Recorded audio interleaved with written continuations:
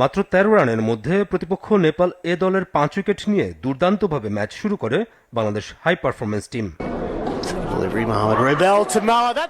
রহস্যময় স্পিনার মোহাম্মদ রুবেল নেন এর মধ্য থেকে 3 উইকেট, বাকি একটি করে উইকেট নেন রোহানাথ দৌলা বর্ষণ ও রিপন মণ্ডল।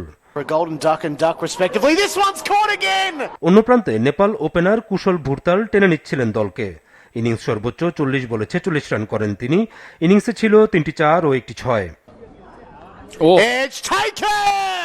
নির্ধারিত ওভারে শেষ পর্যন্ত 9 উইকেটে 99 রান তুলে নেপাল 18 রানে 4 উইকেট নেন এইচপি দলের স্পিনার রুবেল।